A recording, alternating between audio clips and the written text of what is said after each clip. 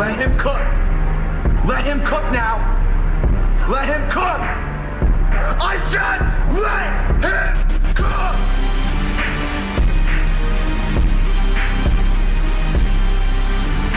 This team's at a really good spot. I've never really seen it like where it is now. I think I'm just thrilled, to be honest. I'm super excited.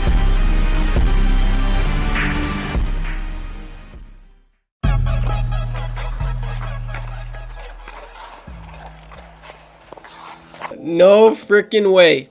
The legendary summer of Jeff Jackson continues. This just in, the Edmonton Oilers trade forwards Ryan McLoud and Tyler Tulio for Matthew Savoie. This is huge. If you don't know who Matthew Savoie is, he's a top prospect, drafted 9th overall in the 2022 draft, the year Uri Slafkovsky went 1st overall. Even though he was drafted 9th overall, some mock-up drafts had him going as early as 5th overall, and he's actually from St. Albert, which is pretty cool too. The Oilers also drafted his brother 2 years prior with the 100th pick in that draft. It was in 2020. But all the Oilers had to do to get this prospect was trade Ryan McLoud and Tyler Tulio?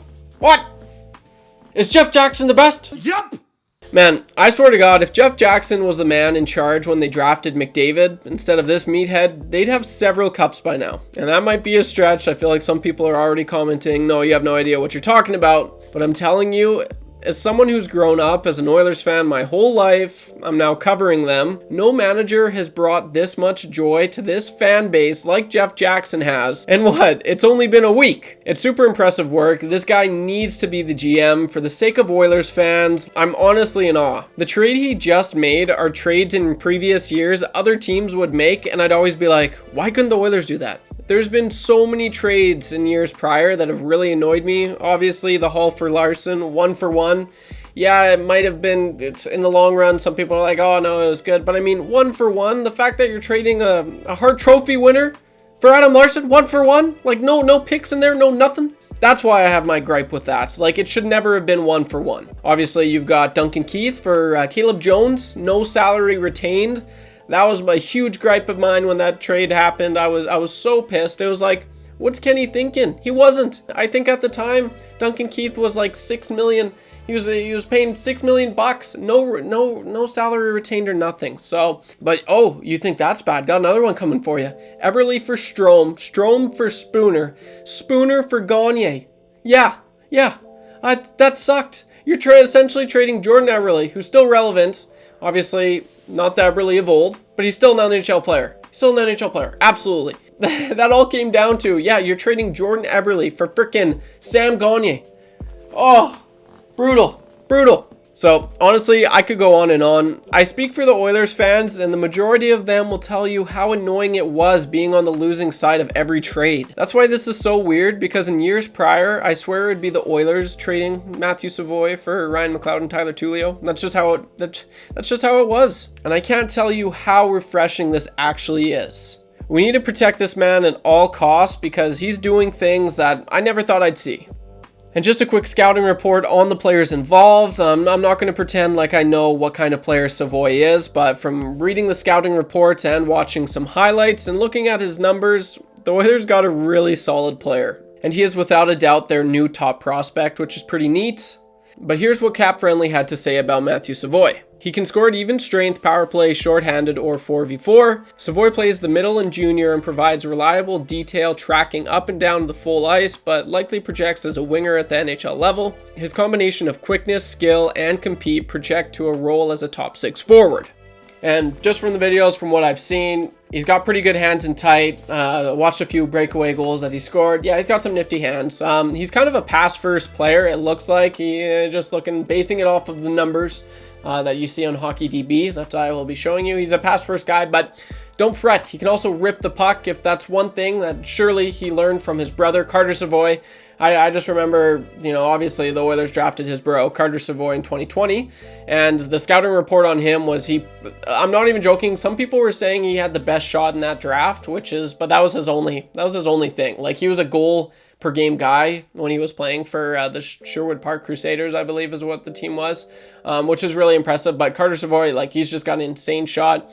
And from the looks of it, his brother, Matthew Savoie, and it only makes sense, he's also got a pretty sick shot. So, yeah, just all-around really good player. He skates pretty good. He's got good hands and tight, and he can pass, he can shoot. He's a pretty well-balanced player. And as for Buffalo Sabres fans, I know I've made a few Buffalo Sabres videos in the past. What are you getting in Ryan McLoud and Tyler Tulio? Well, I will just say I am sorry that this happened. You might be upset, and that's fair. I'd be upset too, but I'm going to try and make this, brighten your day as much as I can. Look, Ryan McLoud, I made this video 3 years ago now, and you can see it right here. Diamond in the rough, Ryan McLeod, that was when he just was coming up, and you see the potential. And I will say there still is some potential in Ryan McLeod. I honestly think a trade is what this player needed going forward. He's got all the talents you want in a player. He can skate as good as any player. You look at him in the minors and the puck just follows him. Like, he's got really good numbers down in the AHL whenever he's played down there. Just hasn't quite transitioned to the NHL. But it might, and this could be exactly what he needs. A fresh start, a fresh new organization. The Buffalo Sabres do have some options they can play him with. So here's hoping. The biggest thing, and any Oilers fan will tell you this, any analyst, is just he's a perimeter player and he shies away from heavy hockey, and that's kind of what we saw in the playoffs. So it was pretty frustrating if you're an Oilers fan. It sucked. Like, he was invisible at times, but he shied away from skating with the puck, and that's one of his biggest assets, and that's one thing. It is a blessing, obviously, having Connor McDavid and Leon Draisaitl on your team, but when you have players like Connor McDavid and Leon Draisaitl on your team, you don't really want to carry the puck, and that's kind of what you saw with him. As soon as he had it, he'd be like, nope, give it to Connor, they can do something with it, and it wasn't always the right decision. He needs to rely and just know that he's a good player and just go from there. He starts challenging himself. At times, you did see little glimpses of his play. He was a point per game player for like a 12, 15 game stretch. It wasn't that much, but he does have a lot of skill, and like I said, he's a really good skater. He can fly like the wind. Like, he's actually a really, really good skater, but he just needs to utilize his skating to his advantage, and do what McDavid does. Do it like he's always going on the outside, but he's got to start. That's what I'm saying. He shies away from the conflict and the physicality. So here's hoping that he can turn it around. He's a great guy. He's a tremendous teammate. The guys loved him. He's a pretty good glue guy. So I'm rooting for him and wish him nothing but the best. I don't think, aside from his lack of physicality, a lot of the Oilers fans didn't necessarily hate him. They saw the talent, and they were frustrated with him, I think is a better way to say it, because they saw the talent and they just wanted it to, translate, but it never did. So here's hoping. A fresh start is exactly what he needs, and I honestly think that is what he needs. And he's going to Buffalo. I love the Sabres. I think who knows? He's going to look sick in the blue and yellow there. So that's Ryan McLeod. As far as Tyler Tulio, pretty good, solid player. This is his second year in the minors in Bakersfield. And he's actually, his offense is translating a lot better than a few of the other Oilers prospects from the OHL. Speaking of physicality, he is a pretty physical guy. He's not afraid to drop them. He's got some grit in his game. I don't mind Tyler Tulio. I thought maybe in a few years he'd be in the NHL. He's going to be on like the fourth line though, maybe the third line, that kind of thing. But he's an interesting player. He does have some skill. He's got a good shot as well, and he's fit into the minors pretty well, all things considered. Like, I had other players doing better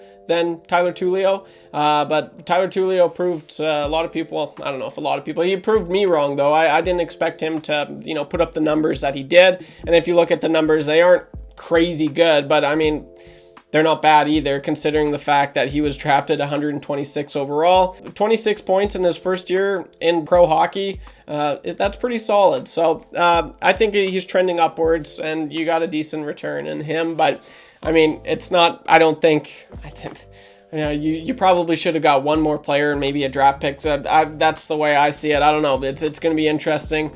So if you're an Oilers fan, what I'm getting at is you got to be happy. Like, I'm pumped. I'm so pumped right now. And just try and find the good in this, Buffalo Sabres fans, and wish you nothing but the best. But guys, what are your thoughts? If you're new to the channel, you guys are absolutely crushing it. If you made it this far, the last video I did, we got like 200 subs or something like that, and we're less than 200 away from 5,000 subs. 5,000. That's almost a sub or 1,000 subs for every finger I have. Okay, so let's make it happen. Can we get 5,000 subs in this video? That would be freaking sick. I remember when I got this bad boy. I was actually just showing my brother it, and he actually gave me it, but it says 1,000 subs right here. Now I almost got 5 of these, so that's kind of cool. So yeah, do yourself, well, I guess no.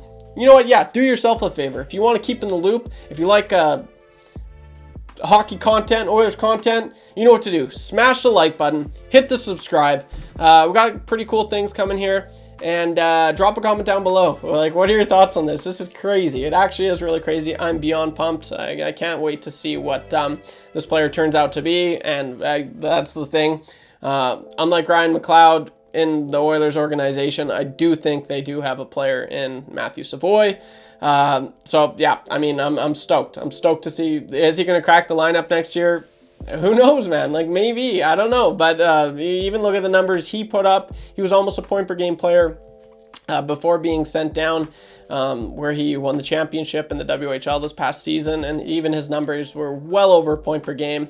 Yeah, I'm super excited. This is not, I never expected this in a million years. The Oilers got absolute steal return in Matthew Savoie, and it's going to be cool watching him going forward. But that's all I got for this one. Don't be average when you can be above average. Leave a like, subscribe. I'll see you in the next one. Let's go, baby. Let's go. Oh my God.